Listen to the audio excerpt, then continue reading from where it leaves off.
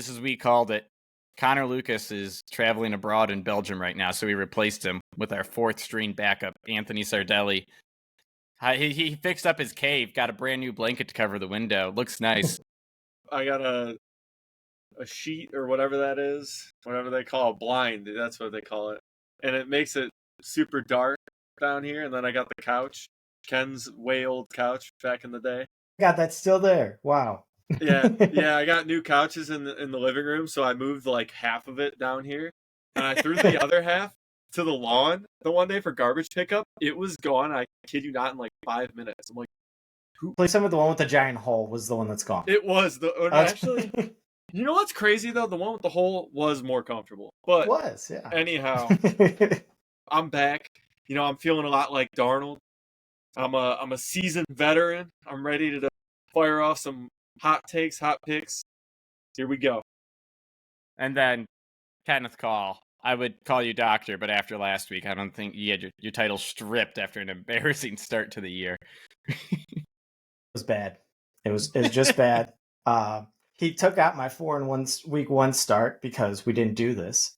And yep, it's just bad. Don't worry, this week's gonna be better. Ken's spread picks last week were so bad that he had 2 points pulled from him in fantasy football. This is recording as of Thursday night. If you had San Fran's defense, I guess you lost a fumble recovery or something. So only in ESPN, by the way. Only in ESPN, that's right. And so this will be the second week in a row. A 2-point swing from San Fran's defense will cost Ken a win if nothing's changed. I'm gonna make. I will say two games fantasy football. In their odds, I had 99% chance of winning in both these games, and I'm 0-2. That's how it goes. Hey, 2-0 in the family league. It's the only league that I pretty much auto drafted my team, along with Joey, my brother. We're 2-0, the best auto drafted teams ever. So Joey deserves it after years of poor auto drafting. Oh, terrible auto drafting. He wasn't queuing anybody. I was at least queuing guys. I made a couple picks. Marvin Harrison, no big deal. The fact that you won week 1 with Marvin Harrison, kudos to you. All right, let's look at real football. No more fantasy foot stuff. So first game of the week, Giants at Cleveland, 6.5 line. The total's 39.5. I'm dealing with a pick, believing in Cleveland minus 6.5. So you guys are Browns fans, and you're not going to take the Browns defense against Daniel Jones. Don't worry, Phil. I just found my sixth pick. And guess what? It is the under in this game because I don't believe in any of these trash offenses. The Browns defense, even if we come up with a big takeaway, the odds that Daniel Jones throws a pick six to us over a touchdown to anyone on his team is pretty good, actually. But I just don't trust the Browns offense, period. I have no idea what they're doing. Donta Foreman, I personally love him, man. I love 3 good yards. If you, I was watching the old David Montgomery, huh? I was watching a tweet, or I saw a tweet where it's, okay, Donta Foreman, if you need 2 yards, he'll get you 3. If you need 4 yards, he'll get you 3. If you need 5 yards, he'll get you 3 and a face mask. So real quick note on Daniel Jones. We insulted him last week, but fantastic news for him. He had 2 touchdowns, not to the other team. He is back in the positives since his $100 million contract. That's 4 touchdowns to his team and only 3 to the defense. We'll see if the Browns can fix that. Turning it around this week. Don't worry. Even with that, I'm picking the under because that's how much I do not believe in Deshaun Watson. Yeah, both offenses are pretty bad. We saw the Giants last week. They were supposed to score a bunch of points, and they didn't. But I stayed away from this game strictly because I haven't watched, I probably watched 4 minutes of Browns football, and I'm kind of happy about it because so far, 120 minutes of Browns football has been pretty bad. Even though they're 1-1, it's been pretty bad from what I've heard. So just remember, right now the Browns are halfway to undefeated, all right? Second in the division never felt so great. Up for grabs. Pittsburgh's in the first. Come on, we could take it from them, right? I will say, the only thing, Malik Neighbors looks amazing. Like, if your quarterback is Daniel Jones and you're just completely shredding it, kudos to him for being that good as a rookie. unfortunately, I do think teams are going to start to do the we're going to triple cover that guy and see if anyone else can do anything. Let So Devin Singletary and Wan'Dale Robinson beat us. yeah. But yeah, no, I don't think the Giants can do anything against the Browns offense. And I know it's risky to say the Browns offense will score 7 points and Deshaun Watson won't give up a touchdown, but I think they got it. I believe in Cleveland once again. Did I have him last week? Yeah, we did. Yes, We all actually did. had a clean sweep on him, on them, for everyone that showed up to the show. And it worked out, so I'm sticking with the Browns. Let's go on then. Denver versus Tampa Bay. Anthony and I have Tampa Bay minus 6.5 at home. So Anthony, you first. Why do you like Tampa? Well, Tampa's rolling right now. Baker's looking good. Offense is running, steaming. Godwin looks like he's playing with Tom Brady out there, dude. Rejuvenated. And then I just think they're gonna beat the crap out of a horrible Denver team. Horrible offensive line. Bo Nix, rookie quarterback. I just don't see things getting better for Denver. They're weak in skill positions. Cortland Sutton, have him on one of my fantasy teams. Thought, oh, number 1 wide receiver on a team. He might be good. Nope, he's getting shut down. It's all bad news for Denver, and I think Tampa could, if they've been covering against other teams, beating the Lions, they can cover 6.5 against the lowly Broncos. Yeah, no, I completely agree. Last week I insulted Baker Mayfield and he threw it in my face. And this week I'm going to insult Baker Mayfield again and say he looked like Daniel Jones feeding one receiver over and over again. But that's what I can't remember the name of the offensive coordinator in Tampa Bay, but he was the OC when Cooper Kupp had his legendary season. And it looks like he's put Chris Godwin into that same role. So I'm not giving Baker credit for what that offense did last week. That's more the fact that Detroit didn't show up. But I'm with you, Anthony. I think Denver is very bad. Something that's going to come up is how bad I think the worst teams are, especially just due to bad quarterback play. And Denver's one of them. I don't think they're going to be able to do anything offensively. Tampa Bay, they really did stick it to Detroit defensively. And I think they're just going to come out and do it again. Bo Nix is not the answer. I don't think he's a good quarterback. So that's it. Ken, do you have anything? You don't have a pick, but anything you want to see or anything at all? 6.5 is just a lot to bet on Baker Mayfield. That's all it comes down to. I think that the Broncos, they played the Steelers and they literally could not move the ball at all. Anthony was mentioning that red zone interception that Bo Nix threw. It's like that was your shot. That was your only shot, and you blew it.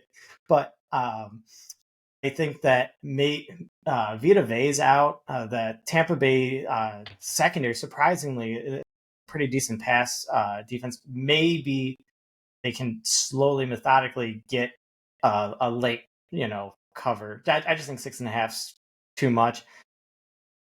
And I think Denver's defense is a little better than we're giving them credit for. They have to play a lot of the game because their offense won't. And I just think there's a chance that they can cover, not win. But I'll say, so this week there are tons of these 6.5 and 5 point lines, and don't necessarily like playing the lines, but I'm playing a few of them together. I like this, Tampa Bay to win is just such a classic spot. I mean, the Tampa Bay Cleveland money line parlays essentially. So we'll go over. It's a 6-point tease parlay for both. Yeah, that's why so I say 6 point tease. So I mean that one, San Francisco. I like Buffalo Cincinnati. later on. Definitely Cincinnati. I mean, there's just a lot. I would say that Tampa Bay and Cincinnati are my two favorite. All right, so before we go any further on our picks, another game is Houston versus Minnesota. Sam Darnold shocked the nation and upset the 49ers. Is kind of what's that? That's a revenge game, right? Because he backup quarterback there, put him in their place. And then Houston, I thought they were disappointing against Chicago. So Minnesota is a 2-point home underdog. It was 3 to start the week, and I sent it to you guys where I'm like, ooh, if we record and that's sticking to 3, I'm going to take it. But dropping to 2, I'm not a fan of it because Kyami Fairbairn has just been money for Houston. Any thoughts on this game? I know we don't have picks, but things you're hoping to see from teams or anything at all? I will say if Houston could just get in the end zone, they'll win this game. That's what killed them against the Bears. And the Bears have a decent defense, so they were able to kind of halt them to do some field goals in that game. And Houston was kind of glad to take it because their defense was going up against Caleb Williams and the horribly ran Chicago offense.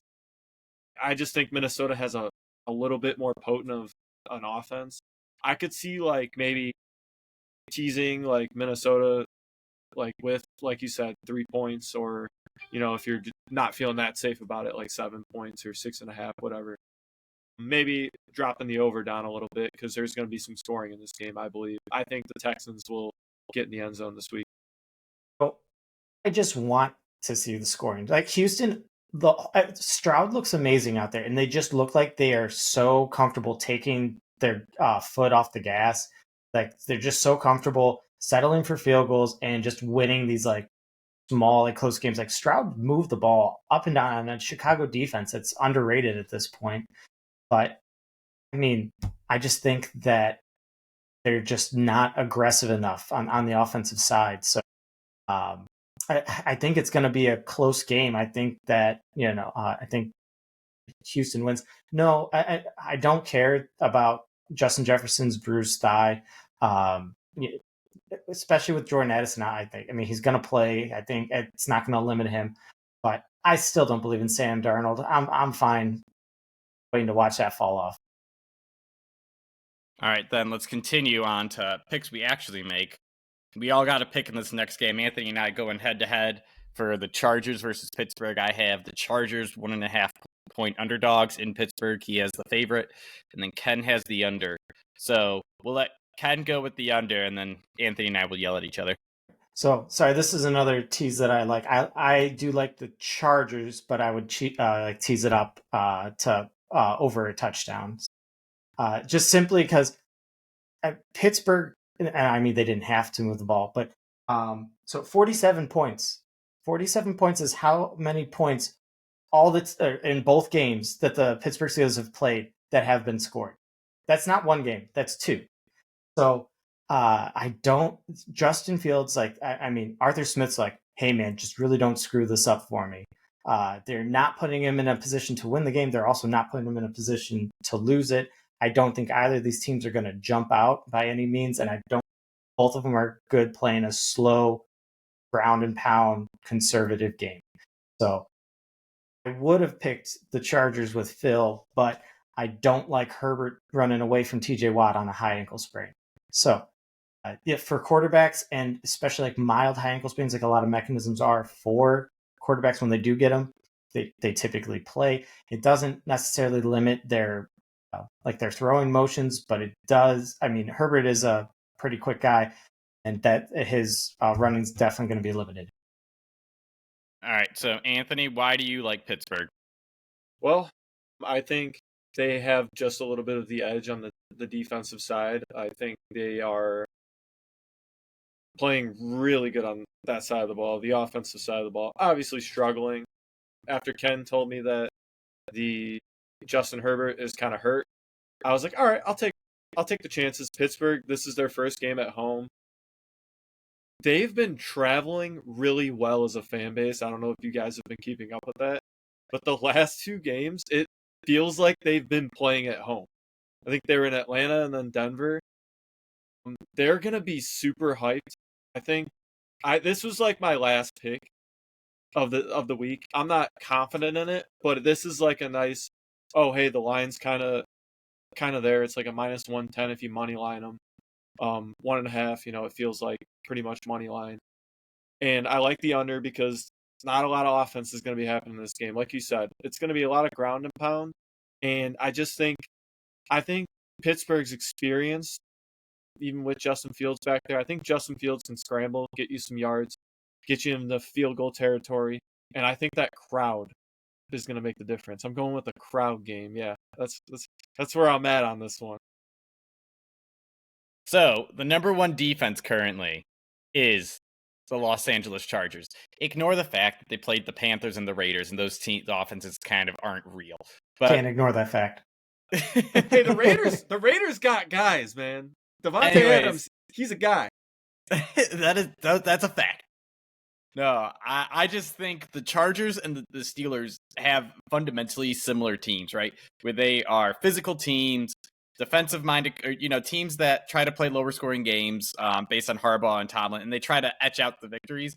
And I think Chargers just they have better players, right? T.J. Watt is probably the best player in the game, but Khalil Mack and Bosa on the other side have better mismatches against the Pittsburgh offensive line. So I like that.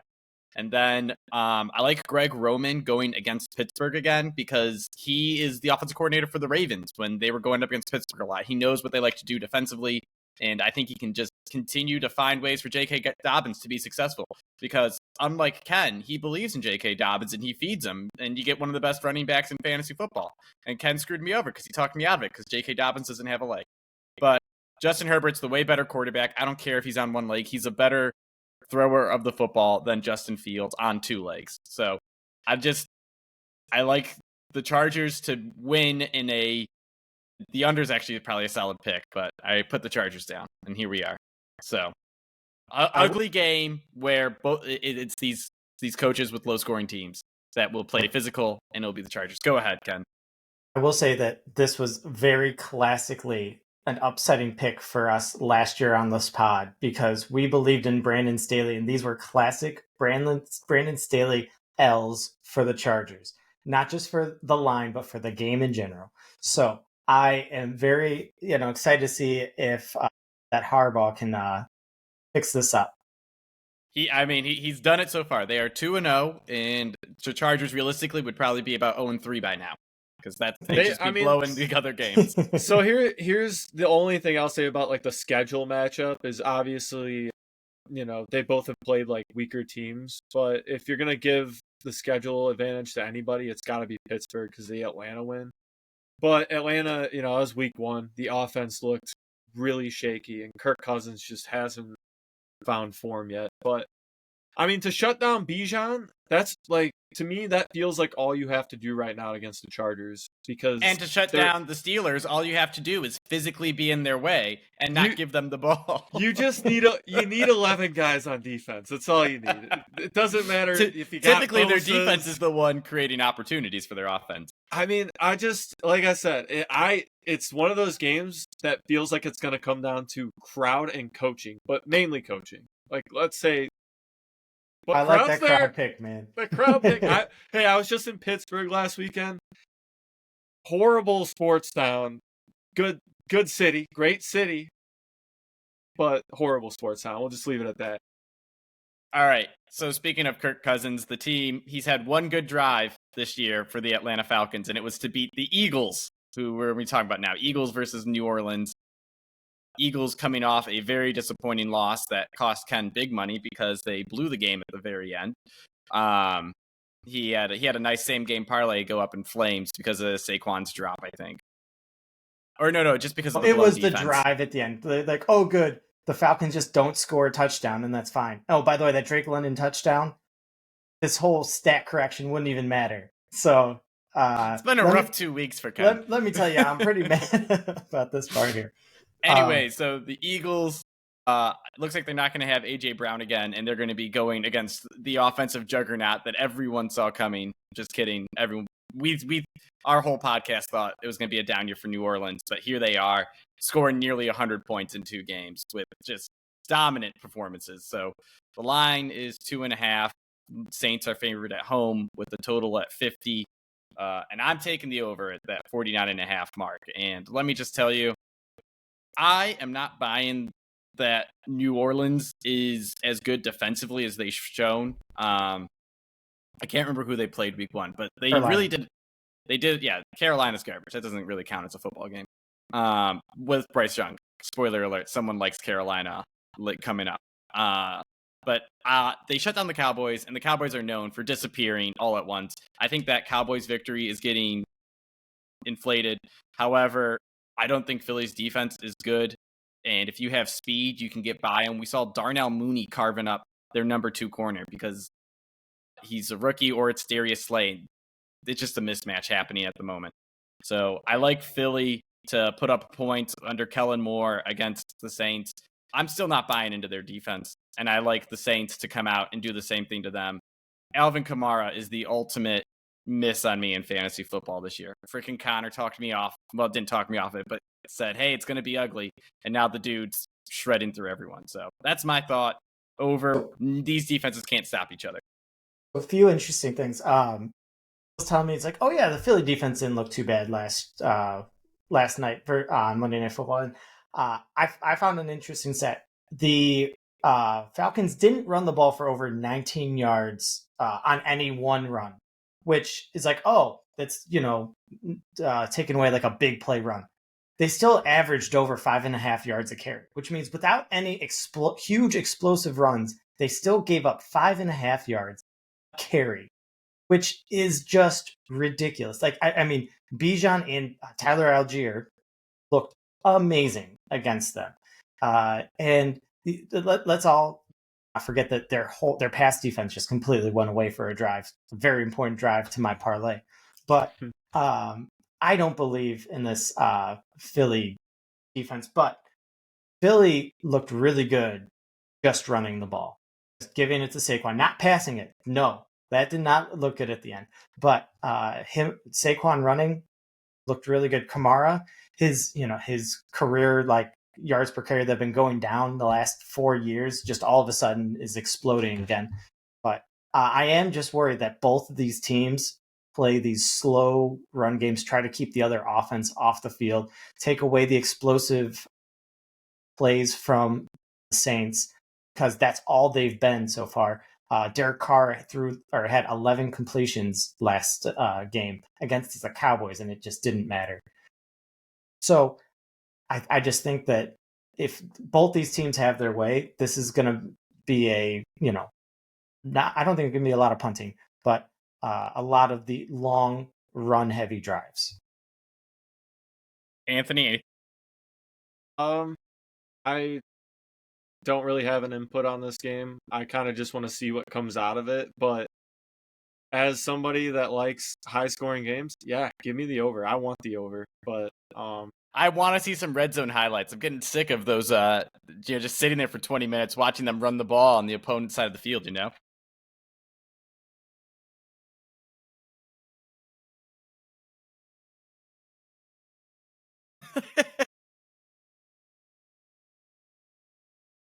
My ultimate regret is I sent Nate Schmidt, our listener, all of the listener, a message.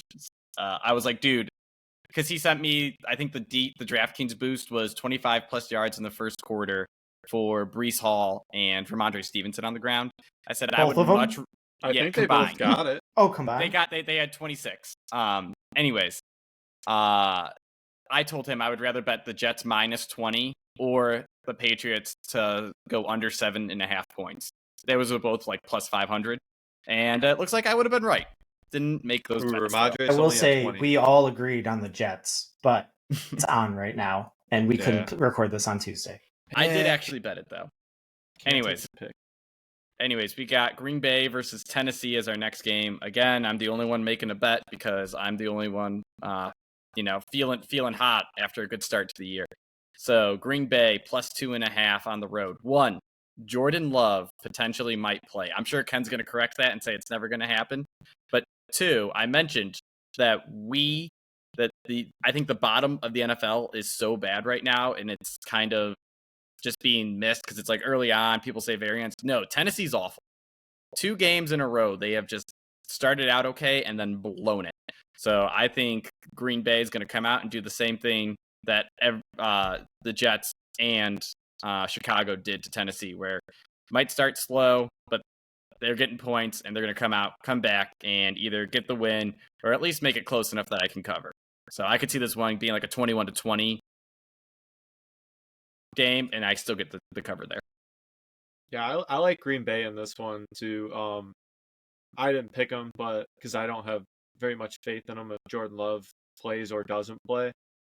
I think it's a bad idea to trot him out there against the Titans. I think you can win without him. Yeah, I don't remember the name of the head coach in Tennessee, but I saw him completely throw Will Levis under the bus after last week, and I was like, yeah, this guy is gonna lose his locker room immediately. Like, a lot of people were commenting too, like, hey, this guy, like, who is he? Like, Tennessee fans are kind of not on his side right now. To me, it feels like that team's about to go straight to the dumpster fire. And I could see Green Bay covering whatever it is. I mean, if there's anything but Malik Willis, and trust me, if I thought Jordan Love would be playing Phil, I would be with you with the Packers -10. But that's not the case. No, the Packers in general have been an ultra conservative team in terms of bringing people back. They are they're 2-0, or I'm sorry, they're 1-1, and it is week 3 for a team that has playoff aspirations. There's no reason to bring back Jordan Love right now. Now, Malik Willis did not.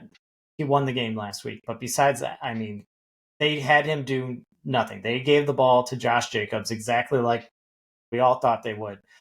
And I think it was really their defense that, or maybe lack of Indy's offense, that really won them the game last week. But just this Tennessee defense is not horrible. The thing is, it's like, okay, it's Will Levis versus Malik Willis, and I just don't like either of them. I cannot back Malik Willis. And so there's interesting stats against the spread where these like backup quarterbacks come in and don't do horrible the first week they're back, and the second week it doesn't go as well. So I'm not.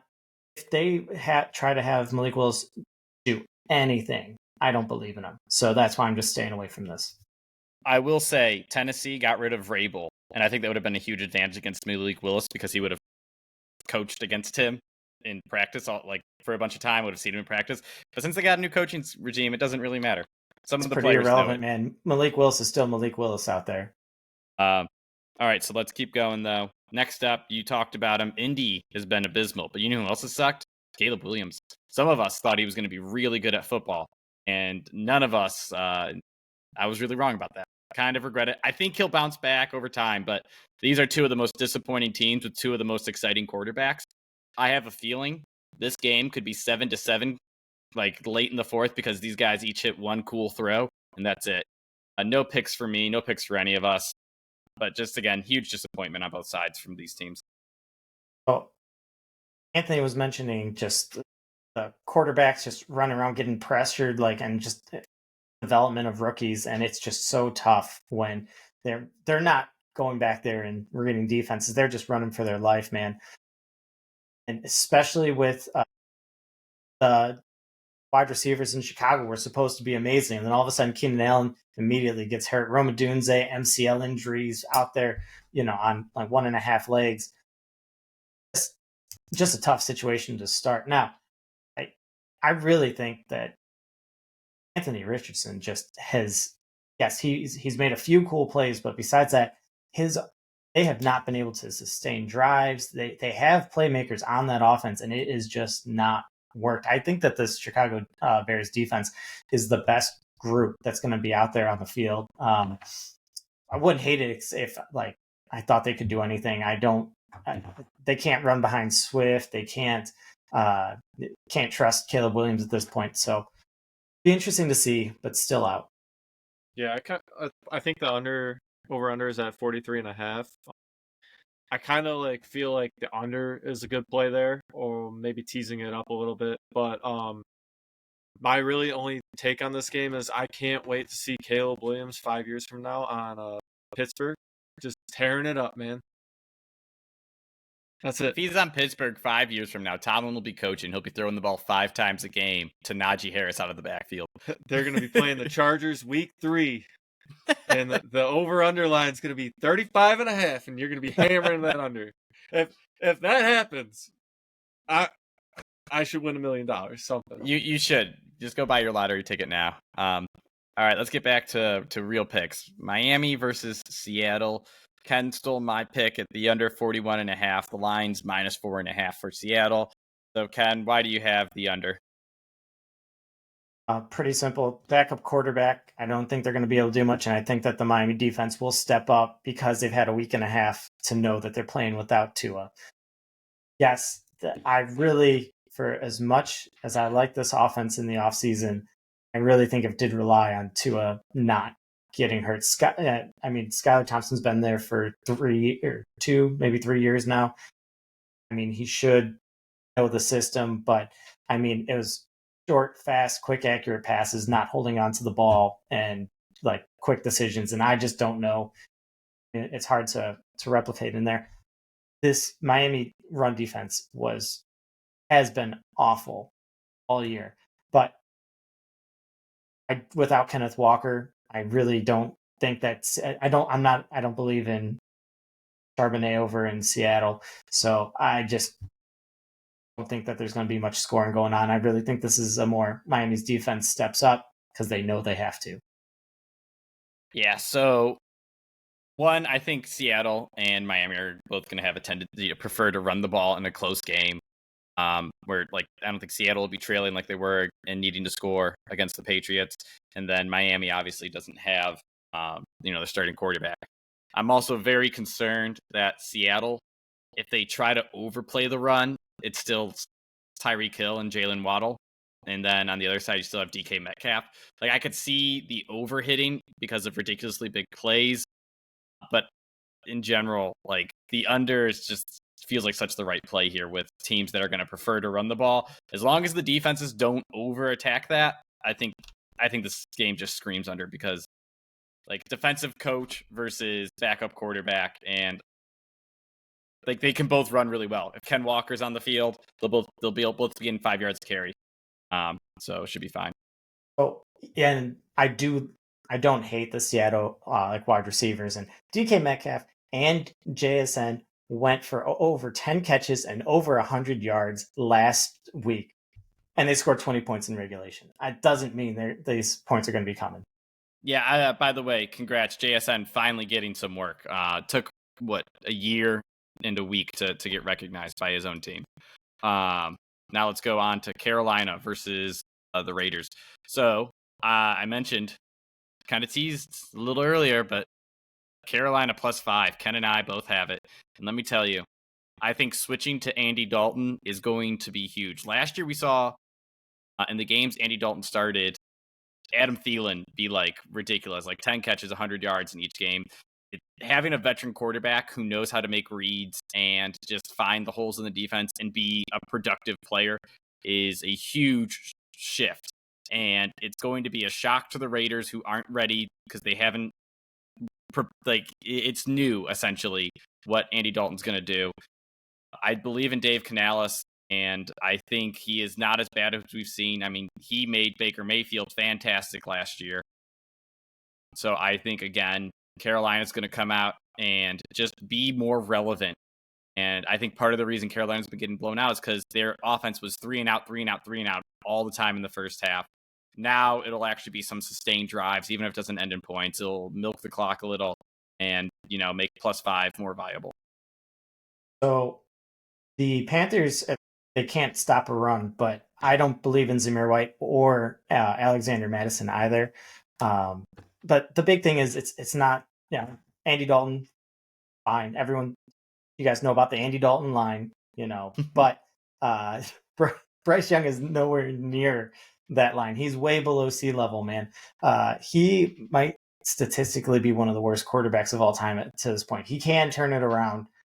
It has been bad. I love the fact that Dave Canales like, QB whisperer, we're going to go in and he's going to fix Bryce Young, this first overall pick. And in 2 weeks, he's like, nah, we got to get rid of that guy. We got not get rid of him, but we got to bench him. We got to move on. And I like that. I mean, some people are, had them attached like, oh, if it doesn't work with Bryce Young, Canales isn't going to stick around. No, he's like, forget it. We're moving on with the best quarterback we have in the room. I love it. Yeah, I'm a big fan of Carolina doing that, by the way, because they've been burning through coaches, right? I think they've had they've gone through 3 in the last 2 years. So glad that they're actually being aggressive. Anthony, anything to add on what will probably be the worst game to watch of the week? Yeah, second worst game to Giants Cleveland. I've never hated a pick more than I have until you guys just went through those discussions. I would stay away from this game if I'm a bettor. I wouldn't put my money anywhere near it. You can't trust either of these two teams. You definitely should not trust Carolina to cover anything, even with Andy Dalton. That's just me. If I'm wrong, I just don't think you should trust the Panthers as far as Bryce Young can throw the ball getting sacked. It's just not worth it. It's just not worth it, man. So now tell us, if you can't trust the Panthers, why can you trust the Cowboys at home, 1-point favorites against Baltimore? Well, I think last week was kind of a throwaway game. I think the Saints kind of shocked them big time. I mean, you get scored on that bad. Kamara just kind of shocked them. Dallas's defense is going to be very motivated this week. I just think, it's Baltimore hasn't figured out how to use any of these weapons yet. It just looks like the most dysfunctional offense. They made good halftime adjustments from what it seemed like last week, and then they blew it. Like, they can establish the run with Derrick Henry, who's one of the best running backs in the game right now. They can establish it with Lamar Jackson, a really good running quarterback. And Lamar Jackson keeps proving that he's not that good of a passing quarterback. I don't know, like Isaiah Likely had that good week 1. He's kind of gone away. Like I just think it's really easy to just shut down the run and then make Baltimore super desperate. Like they just look desperate right now.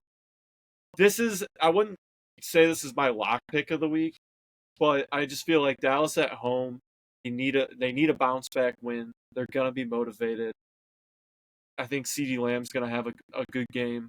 I think they're gonna beat the crap out of Baltimore. It feels like one of those games where it's like Baltimore's gonna right the ship. Nope. Their defense isn't good. And Dallas has a good offense. So that's where I need Dallas to have a good offense. I have Dak Prescott, and currently he's proving you wrong based on my fantasy stats. I mean, he's still. I didn't get to see like the end game stats, but CeeDee Lamb ended up having a good game. I don't know about Dak. Yeah, totally. 16 points in fantasy or something. Breaking my heart. Huh? He had no touchdowns. They had 17 points, and I think they ran one in. Ken, anything to add on this? Both came off such like disappointing losses that like you just want. If either of them wasn't coming off of that disappointing of a loss, I would choose the other team, but you just can't at this point. It's a rebound week for both of them. It'll be a tie. If I had to go somewhere, I think the Ravens. I just can't see them going 0-3 to start. I think they're just too good. Well, which is why I'm not betting them, because if that's the only thing I got, is I just don't think they're that bad. I don't know, and it's tough. Dallas is a wild card. They're going to win by 20 or they're going to lose by 20. We'll see. Yeah, so Baltimore, it's tough, right? Because Anthony's like, you can't establish the run with Lamar Jackson or Derrick Henry, but it's like they have two. You have to run two different offenses for them, right? The I formation power run is the Derrick Henry way, and then the shotgun QB draws and RPOs is the Lamar Jackson way. It feels like they have a lot of good players, but it's just a bad mix, right? You have Isaiah Likely and Mark Andrews. It's kind of duplicating skill sets. Zay Flowers is nice, but he also operates in the middle of the field because he's like a short, quick guy. So I'm not quite sure what the answer is for Baltimore's offense. But it's last year they kept figuring it out, right? With similar players. Gus Edwards being a similar type to Derrick Henry, that is. So I don't know what they're going to do. I'm just staying away because I don't know what the Cowboys are going to do either, and everyone knows I can't bet the Cowboys. You know what Baltimore's going to do this week? They're going to run Justice Hill to the ground for some reason. That's what they're going to do. And you know what? Here, I want to go back on one pick. I think I'm going to lock the Raiders in because I forgot they beat Baltimore. Baltimore's not horrible. They're just dumb. They just feel really, really incompetent right now. So you got the Raiders. They beat the Browns twice this year. It's going to be so sad. It is. I didn't say the Browns weren't dumb. The Deshaun Watson thing, I mean, come on. They're dumb. All right, let's go on. Next game, San Fran versus the Rams. Guys, we're 40 minutes in. We've talked about like 10 games. If Connor was here, we would be still talking about Browns Giants. Anyways, San Fran versus the Rams. San Fran is on the road as a 6.5-point favorite. The Rams currently are calling up anyone who knows how to catch a football after all the injuries they've sustained. The over-under's at 43.5. Anthony and I are on San Fran, so Anthony, I'll let you go first. And why do you got the Brock Purdy's? I'll keep it short and simple. I think the Rams defense stinks, and Brock Purdy can just kind of stick to the script this week. And it's still, I know it's on the road, but it's still California. It's not too far from home. He'll be fine. I think he's gonna torch the defense early, and then hopefully the spread sticks. I think if I'm like a bettor, I'm probably gonna tease this one down to like a field goal. But I still am gonna bet the 6.5 because I feel pretty confident that the Rams are not gonna put up points unless Stafford just has one of his throwback Stafford games. There's no weapons. It's just Kyron Williams. That's it. So I was gonna say the Rams. I saw an interesting thing where it was like the Dolphins should trade their second and third round pick for Stafford, and I would love that. I think that would be a fantastic move for both teams. Just kind of punting on the year for the Rams because it's just sad over there. The defense is abysmal. You got torched by the Cardinals, who I think are fun but not that great offensively. And then your team couldn't move the ball, and now you have even less options to move the ball offensively. So I can't see San Fran even like they're missing Kittle potentially. Debo's out. Christian McCaffrey. I still think just Ayuk and Jordan Mason is enough to wreck this. Brock Purdy made a couple of major mistakes. They did some aggressive fourth down calls. I really think that loss to Minnesota there's more luck to it than it was San Fran getting beat down. I mean, they gave up a 97-yard touchdown, right? So I think San Fran bounces back strong, and unfortunately, they just run through the Rams here. The only fear I have is that Sean McVay always coaches well against the 49ers and Kyle Shanahan. But other than that, 49ers are one of the best teams for a reason. I think they've got this. Just a dominant performance.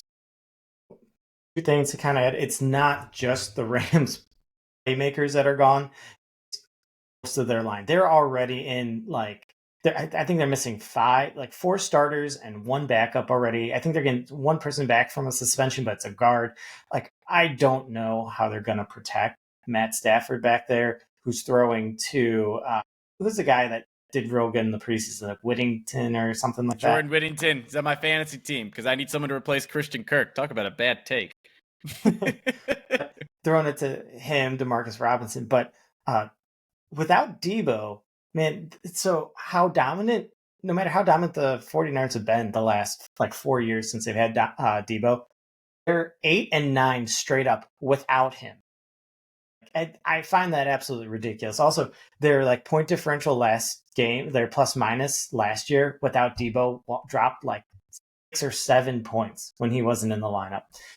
I think that I just don't want to go against that singular set. They're missing Debo, they're missing McCaffrey and Kittle. Those are their 3 main playmakers over the middle. I think it's the first time we're going to see Purdy. It's hey, you got to do something with just average playmakers out there. By the way, 49er playmakers are still way better than whatever's on the Rams side right now. But I'm kind of curious to see what Purdy does. I do like this game teased down. Just don't want to do all those points to McVay, Brock Purdy. Well, I want to let you know, as someone who has been defending Brock Purdy on this podcast since last year, you're wrong. And he's going to prove you wrong with a solid 250 yards and 2 touchdowns. Nothing overly impressive. Kind of just meeting expectations. Someone's got it. I really don't want him to get 300 yards because there have been 4 300-yard throwers this year, and every single one of them lost the spread, and 3 out of 4 of them lost the game. And the only one that didn't was Geno Smith, who had to go to overtime. Sounds like Geno Ken Smith. is writing ridiculous. down. I saw that stat. I was like, "What? No way!"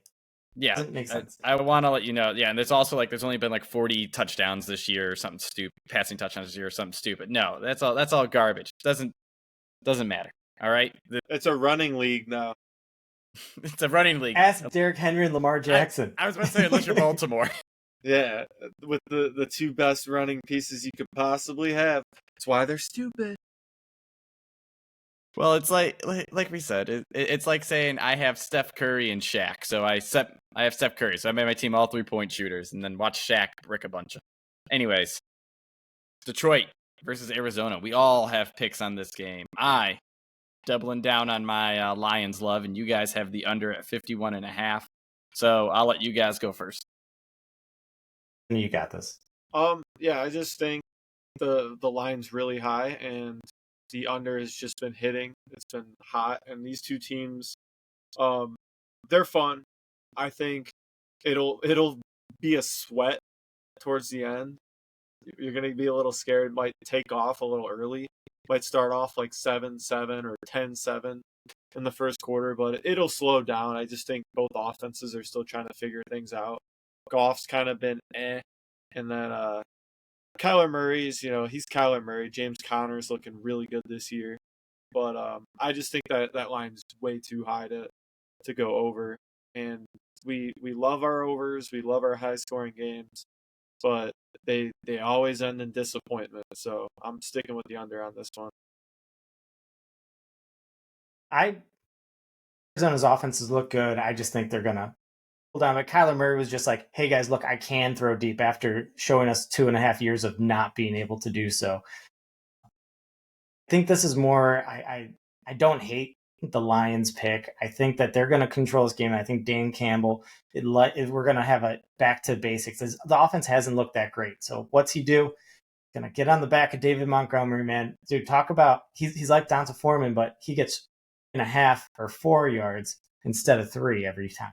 So I think you're going to see a lot of long, short passes, long drives, lots of runs, and I think that they're going to try to control the game. They're not going to try to let Arizona offense just the time of possession. They're like, nope, that's ours. Thank you. So the reason I like Detroit in this game is because we've seen the Cardinals surprisingly lean on James Conner a ton this year. And the Lions have been actually really good against the run. And, they shut down the run against both the Rams and the Cardinals, or whoever they played last week. Buffalo. And the Buccaneers. So I think if you can do that, you can force the Cardinals to throw. And I think that's going to be a problem. Not because they don't have pass catchers and stuff, but because they don't have the guys up front to outblock, to block down the Lions. And then whatever happened to Jared Goff, it was terrible. This next game is going to be indoors in Arizona, or it's going to be nice weather, and we'll get real Jared Goff back. So I am just back in on Detroit. And also, Ken, you're wrong. Jahmyr Gibbs was the one who actually ran well last week. David Montgomery lived up to 3.5 yards carry, but Gibbs was getting 6. I didn't say that David Montgomery ran well. I said he's going to get the ball. Oh, gotcha. Anyways, whoever's running it is going to run right through Arizona because I don't think they can tackle. So I'm all in on Detroit getting back to what they do best, winning the line of scrimmage and just controlling this game in a steady, 20-10 victory. The under with us. I already have a pick in, and I'm at 9 right now. So unless, I'll mark it. Oh, pretty weak. I'll mark it, and hopefully I can find an 11th pick in these next couple. So let's see if you can convince me that taking Kansas City -3 in Atlanta is the way to go.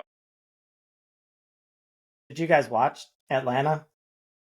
I saw I got some Deshaun Watson in me. You know how against the Ravens he had 2 good quarters and it really stuck with you? I saw Kirk Cousins completely shred the Eagles for a drive. And that's with me. You're right. Well, I really don't believe in that Philly defense, and all Atlanta could do was run the ball. And their running game looked decent against a poor defense, and I just don't think you're going to get that in Kansas City. I mean, Kansas City's looking a lot more like they did last year. It's, passes. I'm kind of curious to see what they do without Checo, but I think running back's replaceable when you got Pat Mahomes. Really, it's Pat Mahomes and Rashid Rice. Travis Kelce has done pretty close to nothing so far. You need him. I'm sure he's there, but no, this is really more of a I don't believe in Atlanta. I don't believe they're going to be able to stop Pat Mahomes, and I think that this line was right and it got bet down, and I just don't think 3 is enough. I think the worst case scenario is it's a push. All right, yeah. So, Anthony, any thoughts on the game? I know you don't have a pick. I was gonna say I could see a push, but Kansas City money line kind of feels right. Kansas City -3 feels right. Atlanta. I don't know. That offense is just the whole team is just it just seems sketchy to me. Like I don't like anything about them, and the Chiefs they're just rolling. I mean, they find ways to win games. They're gonna do it. I think they're keeping them close, so that's one reason I kind of like -3 is a little scary, but I think they can cover that against the lowly Falcons. So, a big problem for Kansas City has been their tackles, right? And Atlanta can't get a pass rush. So, I'm excited to see what happens here. The Bengals have good edge rushers and created problems for Patrick Mahomes. Not enough to get the win, but at least, keep that game to be it was a fantastic game till the end. And unfortunately, 2 penalties, the holding and then the pass interference, muddy the end of the game. But it was a great one to watch. So I'm really curious if Patrick Mahomes can spin it and hold the ball a little bit longer, get more of those deep shots against a weak pass rush. But I'm also just like Atlanta. They were running the ball well. We saw signs of life in their passing game. I think they're still figuring a lot out, and I still believe in them to be a really good team. Win their division despite New Orleans and Tampa Bay looking all right. I'm holding off because I really think at home this is a sneaky one where Kansas City comes off a big tough win. Maybe they don't have this great game we're expecting, and Atlanta starts to show more than what they have recently, and Kirk Cousins maybe has a little more confidence and hits some throws, and next thing you know, they walk away with a victory, and Ken loses another same game parlay. Kirk Cousins still can't move, and the Falcons came off an even bigger, tough end of game, Monday night, a miracle game. So I think they're going to have a letdown. All right, so let's go on then to the next game. I think this is Sunday night, if that's the way Ken has this set up. Double Monday night schedule this week. So Kansas City versus Atlanta Sunday night, and then double Monday night. So the Cousins early Monday is night in prime time. Wow, you guys are messing up. Might as well throw Kansas City -55 up. Dude, he broke the curse last game, man, against Philly. He didn't win anything. He just didn't lose. No, he went down and won that game. Did he not? He did. You're right. Okay. Saquon choked the game. Dude, Saquon. Philly's defense choked the game. Well, I don't know. No timeouts. Minute 46. Saquon literally had the ball in his hands. They did the expression, I dropped the ball? That's what he did. They did suck a little bit. All right, so Jacksonville versus Buffalo. Early in the week, I said Jacksonville. I sent you guys a picture. Jacksonville -6. That's one of my picks. And now it's Jacksonville +5. And I'm like, that sucks. Can't bet that anymore. So Anthony was smart and hopped on the other side with Buffalo -5. Why do you have that? Because was a terrible lead-in. Jacksonville sucks. That's why. Jacksonville looks really, really bad. They look like a bad football team. And Buffalo looks good. I mean they beat up on a kind of weak in Miami, but that game I felt like was going to be Buffalo's the whole way. Maybe not as bad of a beating, but we all know how Thursday night football goes, especially when you lose your starting quarterback. Dolphins just kind of gave up. But Buffalo came back week 1 against Arizona, who looks like a powerhouse offense right now, whatever you want to call Arizona. I just don't think Jacksonville has anything positive right now. Their line sucks. Buffalo's defense isn't the best, but they still have a decent pass rush. They can get to the quarterback. As long as you pressure Trevor Lawrence, you shut down that offense. And their weapons, their receivers, like what's the rookie's name? He's been pretty solid for them so far. I think Evan Ingram's out again this week. ETN's been solid, but like they just the Browns can score against you. Buffalo will definitely score against you. Like they're gonna tear them up. I think -5 can be a little bit scary just because of the way Buffalo is trying to play football right now. They're trying to run. They're trying to establish their run.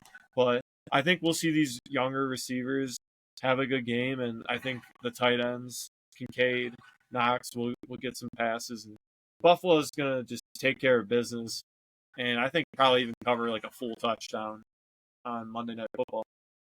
So I agree with you. Jacksonville has been one of the biggest disappointments, especially for someone who thought they might bounce back. I don't know who that would be.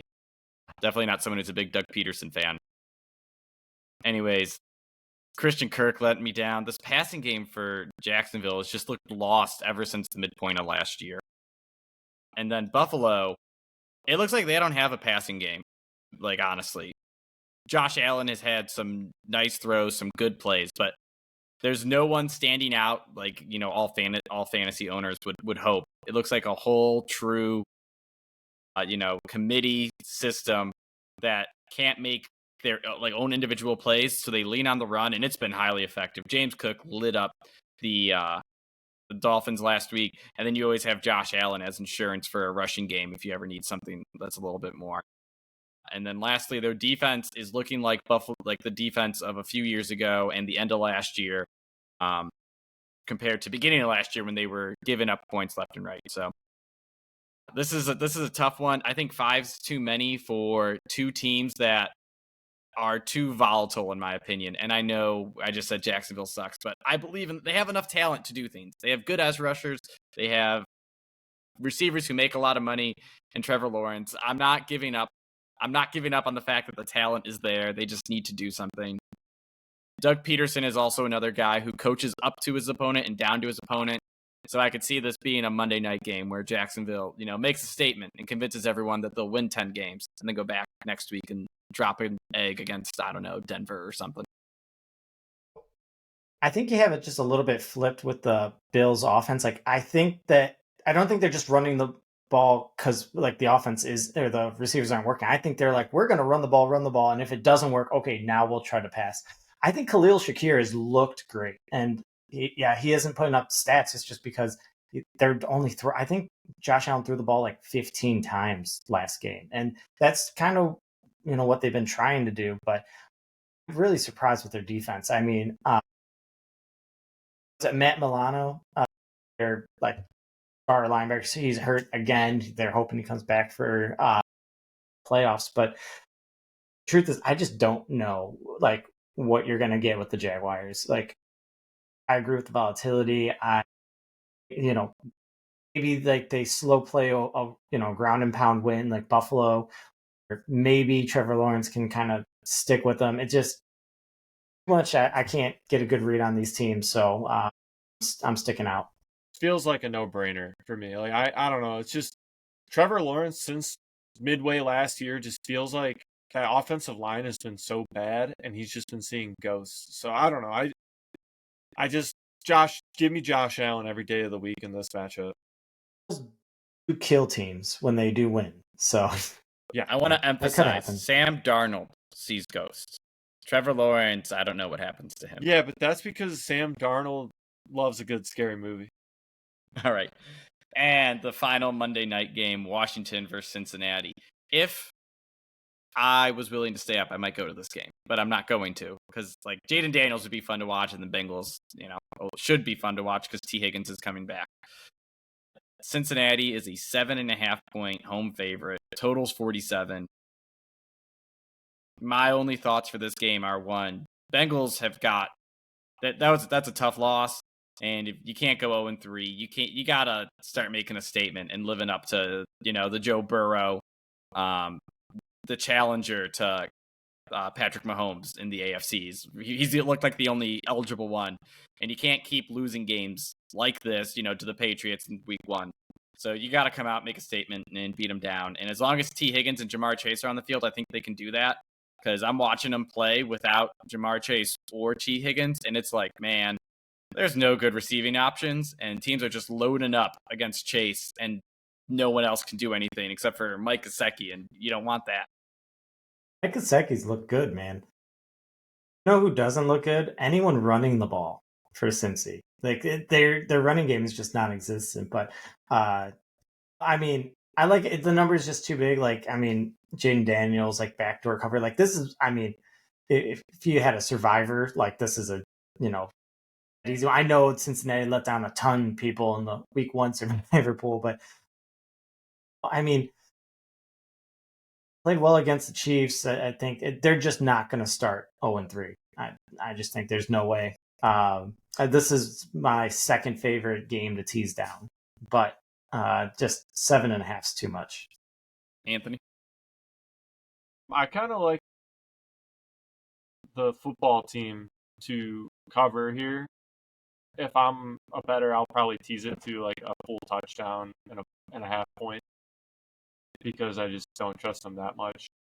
But I don't know, like it's tough. It looked like Cincinnati regained form, but Kansas City likes giving up points. So Washington's defense kind of blows. It's a little scary. I don't like either team. Maybe the over in this one. Maybe just the over for me. You got the over with the guy who doesn't throw the ball more than 5 yards down the field. I guess neither of these guys really do, because let me pull up the intended air yards per pass attempt. So we have Jaden Daniels is lowest in the league at 4.5, and then Joe Burrow is 6th lowest at 6.0. They don't throw the ball deep at all. So you think that's going to hit the over?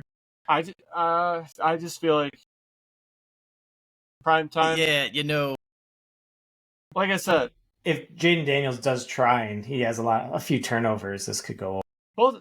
Both of the defenses aren't that good. Cincinnati's defense really. I mean, they played the Patriots. Defense is a little better than the Commanders for sure, but they gave up. I know it's the Chiefs. They gave up a lot of points to the Chiefs. They played New England week 1. You can't go off anything New England does because that offense is just weird. Got 3 points so far. They only against the Jets, that's like having 30 points, So I don't know. Unless you're San Fran, who could just do whatever you want against the Jets and then go next week and do nothing against the Vikings. But so I got 10 picks. I have to throw another one in. Another one? Well, no. I have to have an odd number. Ken said I needed to do Detroit, and I guess the other one is it breaks my heart to do this, but it's going to be Buffalo -5. Come along the train. Anthony sold me on it. Buffalo beats the crap out of people, and if you don't show up and you're not ready, it's going to be to you. I could see Jacksonville just getting gobstomped like Monday night. Or I could see them winning by a field goal. Like, those are the two options. They're horrible. All right, guys, I'm going to give you a solid L with this one. You're taking because I'm following too. Because I was the one that says that Buffalo kills people. They do. We're talking about the animal, right? The animal does kill people. Jaguars. I was going to say people very docile. Jaguar versus Buffalo. I think that's good night Buffalo and Happy Meal Jaguar, man. All right, so we all got Buffalo now. Look at that. Hour and 3 minutes. Much more efficient than when Connor shows up. Super happy. Anthony. Not in our picks. Just in, We'll have Connor's pick when the line moves, and he'll probably pick like the more favorable numbers for everything. Don't worry, guys. Don't worry, listener. Connor will be back next week. He's just getting some Belgian waffles, a little bit of chocolate. We'll be back on Tuesday. I was traveling a lot, so I couldn't make it. Hot takes. Anyways, Anthony won't be back because he can't show up on Tuesday because he's bowling. Is that right? I'm bowling, and then I'm going to be working from 2 to midnight soon, so that'll be fun. Sucks, man. So I guess we'll never have you again. Yeah, probably not. I'm going to be working Monday through Thursday, 2 to midnight. Don't But worry. I get my 3-day weekend, so, That's pretty cool. All right. Well, thank everyone for listening. Thank you for the Buffalo pick. Yeah, and if you want to subscribe and get a JJ Watt rookie card, one day I'll remember to actually say that and push Still that. here at the end. I'm sure everyone's listening. Right there. JJ Watt. Guys, if you tail me, you will go 6-0 this week. Almost a guarantee. Oh my god. All right, that's so bad. That you should have never said that. All right, see ya. Man. Okay. All right. I gotta go upload this now. Typically, I guys. wait a day. Are you going to actually upload it at the right Yeah, time?